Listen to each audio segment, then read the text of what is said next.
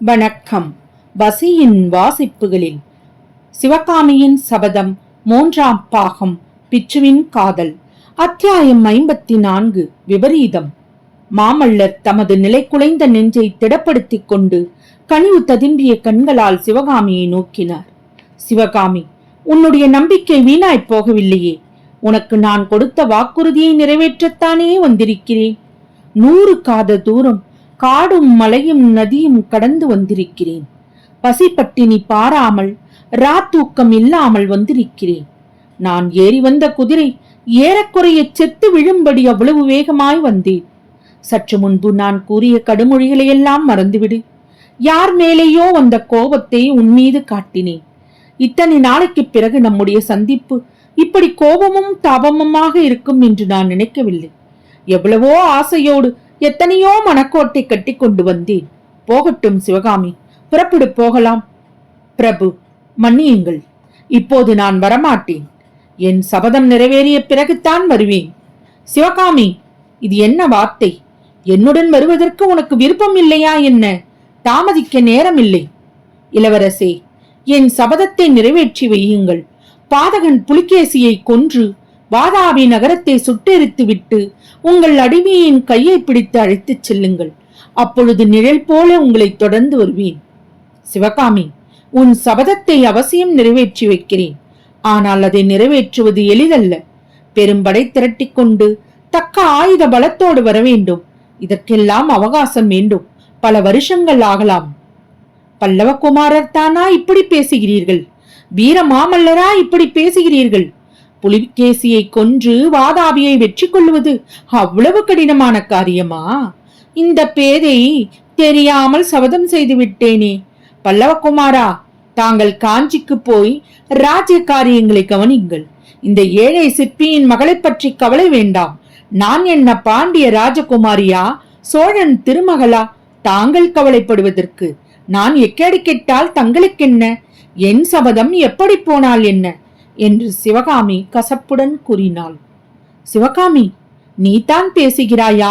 நீ பழைய சிவகாமி தானா என்றார் மாமல்லர். இல்லை பிரபு, நான் பழைய சிவகாமி இல்லை, புதிய சிவகாமி ஆகிவிட்டேன். என் வாழ்க்கை கசந்து விட்டது. என் மனம் பேதலித்து விட்டது. இந்த புதிய சிவகாமியை மறந்து விடுங்கள். ஒரு சமயம் தங்களிடம் அடியாளை மறக்க வேண்டாம் என்று வரம் கேட்டேன். இப்போது மறந்து விடுங்கள் என்று வரம் கேட்கின்றேன் என்றாள் சிவகாமி. சிவகாமி, கேள். நீ புதிய சிவகாமி ஆனாலும் நான் பழைய மாமல்லன்தான். உன்னை பிரிந்திருந்த காலத்தில் எல்லாம் ஒரு கணமேனும் உன்னை நான் மறக்கவில்லை.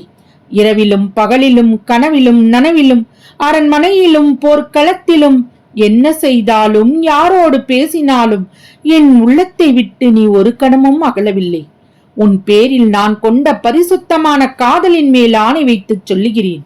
நீ செய்த சபதத்தை நிறைவேற்றி வைக்கிறேன். இப்போது என்னோடு புறப்படு என்று மாமல்லர் உணர்ச்சி மிகுதியினால் நான் தழுத்தழுக்க கூறினார். கல்லையும் கனிய வைக்கக்கூடிய மேற்பொடி மொழிகள் சிவகாமியின் மனத்தை கனியச் செய்யவில்லை. பட்ட கஷ்டங்களினாலும் பார்த்த பயங்கரங்களினாலும் கல்லினும் கடினமாக இருந்தது அவள் உள்ளம். காதலாம் காதல். காதலும் கல்யாணமும் இங்கே யாருக்கு வேண்டும் என்றாள் சிவகாமி. நிஜமாகத்தான் சொல்லுகிறாயா? காதலும் கல்யாணமும் உனக்கு வேண்டாமா என்று மாமல்லர் ஆத்திரத்தோடு கேட்டார். நிஜமாகத்தான் சொல்லுகிறேன். காதலும் கல்யாணமும் எனக்கு வேண்டாம். பழித்தான் வேண்டும். வஞ்சம் தீர்க்க வேண்டும். புலிகேசி சாக வேண்டும். வாதாபி எரிய வேண்டும். வாதாபி மக்கள் அலறி புடைத்துக் கொண்டு அங்கும் நீங்கும் ஓட வேண்டும். வேறொன்றும் எனக்கு வேண்டாம். மாமல்லர் மீண்டும் நயமான வார்த்தைகள் கூறினார். சிவகாமி, உன் விருப்பத்தை தெரிந்து கொண்டேன். உன்னை காட்டிலும் 100 மடங்கு என் உள்ளம் கொதித்துக் கொண்டிருக்கிறது. உன்னை சிறைப்பிடித்து வந்து அவமானப்படுத்திய பாதகனை பழிவாங்க என் மனம் துடித்துக் கொண்டிருக்கிறது. கட்டாயம் உன் சபதத்தை நிறைவேற்றி வைக்கிறேன். நீ மட்டும் இப்போது என்னுடன் புறப்பட்டு வந்துவிடு. வரமாட்டேன் இளவரசே. ஆயன சிற்பியாரிடம் அவருடைய மகள் இறந்து போய்விட்டாள் என்று சொல்லிவிடுங்கள். சிவகாமி, இது என்ன பிடிவாதம்? கடைசி வார்த்தையாக சொல்லுகிறேன் கேள். உன்னுடைய சபதத்தை நான் கட்டாயம் நிறைவேற்றி வைக்கிறேன். ஆனால் இந்த சமயம் என்னுடன் நீ வராவிட்டால் என் மனம் கசந்து போய்விடும். என் அன்பை அடியோடு இழந்து விடுவாய். அன்பு வேண்டாம் சுவாமி, சபதத்தை நிறைவேற்றுங்கள். பெண்ணே, பல்லவ குலத்தினர் ஒரு நாளும் சொன்ன சொல் தவறுவதில்லை. இளவரசே, ஆயன சிற்பியின் மகளும் சொன்ன சொல்லை மாற்றுவதில்லை. ஆகா, இது என்ன அகம்பாவம் என்றார் மாமல்லர். ஆம் இளவரசே, எனக்கு அகம்பாவம்தான்.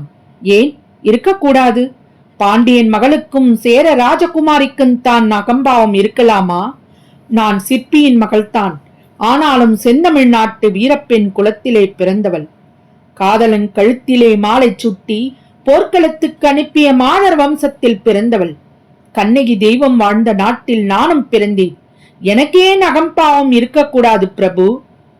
சிவகாமியின் மனதை திருப்ப மேலே என்ன சொல்லலாம் என்று அவர் சிந்திப்பதற்குள் சேனாதிபதி பரஞ்சோதி பரபரப்புடன் உள்ளே வந்தார்.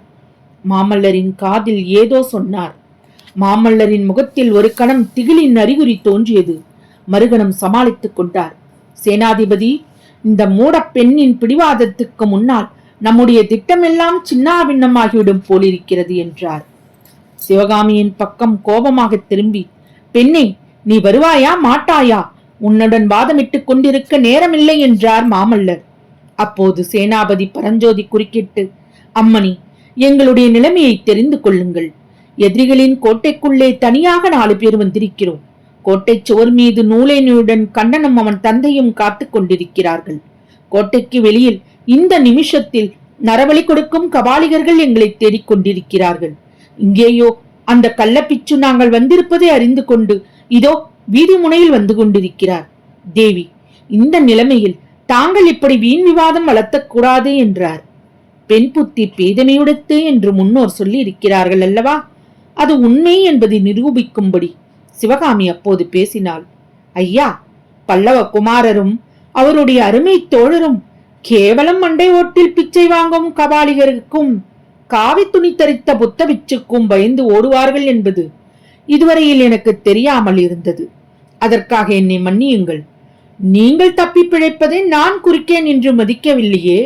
தாராளமாக போகலாம் என்றாள். பல்லவ குமாரருக்கு காலாக்னியை ஒத்த கோபம் வந்தது. அடி பாதகி, சண்டாளி, இதன் பயனை நீ அனுபவிப்பாய் என்று சீறினார். பின்னர் பரஞ்சோதியை பார்த்து, சேனாபதி, இந்த வஞ்சக பாதகியின் நோக்கம் இப்போது தெரிந்தது. கள்ள பிச்சுவிடம் நம்மை காட்டிக் கொடுத்து விட வேண்டும் என்பது இவள் எண்ணம்.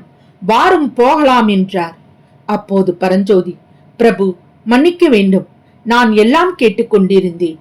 ஆயனார் புதல்வி அப்படி வஞ்சகம் செய்யக்கூடியவர் அல்ல. நான் செய்த சபதத்தை தான் செய்த சபதத்தை முன்னிட்டுத்தான் வரமாட்டேன் என்கிறார் என்பதற்குள்ளே மாமல்லர் குறுக்கிட்டார். தளபதி, பெண்களின் வஞ்சகம் உமக்கு தெரியாது. சபதமாம் சபதம், வெறும் பொய். வாதாபி சக்கரவர்த்தியின் மாளிகை விட்டு வருவதற்கு இவளுக்கு விருப்பம் இல்லை. வாரும் போகலாம் என்று மாமல்லர் சேனாபதியின் கையை பற்றி இழுக்கத் தொடங்கினார். தளபதி பரஞ்சோதி நகராமல் நின்றார். பிரபு, இது நியாயம் அல்ல. சிவகாமி அம்மையை இங்கு விட்டு போவது பெரும் பிசகு. அவராக வருவதற்கு மறுத்தால் நாம் பலவண்ணமாக தூக்கிக் கொண்டு போக வேண்டியதுதான் என்றார். இந்த வார்த்தைகள் காதில் விழுந்ததும் சிவகாமியின் தேகமெல்லாம் சிலித்தது. ஒரு சமயம் மாமல்லர் தன்னை விஷநாகம் தீண்டாமல் கட்டி காத்ததாக கனவு கண்டதை பற்றி சொன்னது அவளுக்கு நினைவு வந்தது. அந்த கனவு இப்போது மெய்யாகாதா? சேனாதிபதியின் யோசனைப்படி மாமல்லர் தன்னை நெருங்கி வந்து கட்டிப்பிடித்து தூக்கி கொண்டு போக மாட்டாரா என்று எண்ணினாள். ஆகா, அம்மாதிரி மாமல்லர் செய்திருந்தால் பின்னால் எவ்வளவு விபரீதங்கள் நேராமல் போயிருக்கும். விதிவசத்தினால் மாமல்லர் அவ்வாறு செய்ய மனம் கொள்ளவில்லை. வேண்டாம் சேனாதிபதி, வேண்டாம். இஷ்டமில்லாத பெண்ணை நாம் பலவந்தப்படுத்தி அழைத்து போக வேண்டியதில்லை. இவளுக்கு நான் கொடுத்த வாக்குறுதியை ஒரு சமயம் நிறைவேற்றுவேன். பிறகு இஷ்டமானால் வரட்டும். அதுவரையில் அந்த கள்ளப்பிச்சுவையே கட்டிக்கொண்டு அழட்டும் என்று மாமல்லர் சொல்லிக் கொண்டிருக்கும் போதே சத்ருக்கனும் குண்டோதரனும் உள்ளே ஓடோடியும் வந்தார்கள். பிரபு, பிச்சு வீதி முனையில் வருகிறார். அவருடன் வந்த வீரர்களில் பாதி பேர் வீட்டின் கொள்ளை பக்கமாக போகிறார்கள் என்று சத்ருக்கனின் மொழி குளறி கூறினான். பரஞ்சோதி மறுபடியும் சிவகாமியின் பக்கம் நோக்கி பரபரப்புடன் அம்மா என்றார். வேண்டாம் தளபதி, வேண்டாம். இந்த கிராதகி நம்மை கள்ளப்பிச்சுவிடம் காட்டிக் கொடுக்கத்தான் பார்க்கிறாள். வாரம் போகலாம் என்று மாமல்லர் இறைந்து கூறி பரஞ்சோதியின் கையை பிடித்து இழுத்துக்கொண்டு அம்மாளிகையின் பின்புறமாக விரைந்தார். அடுத்த கணம் அவர்கள் 4வரும் சிவகாமியின் பார்வையில் இருந்து மறைந்தார்கள். தொடரும். வசியின் வாசிப்புகளை சப்ஸ்கிரைப் பண்ணுங்க, லைக் பண்ணுங்க, ஷேர் பண்ணுங்க, உங்க கருத்துக்களை கமெண்ட்ல பதிவு பண்ணுங்க. நன்றி.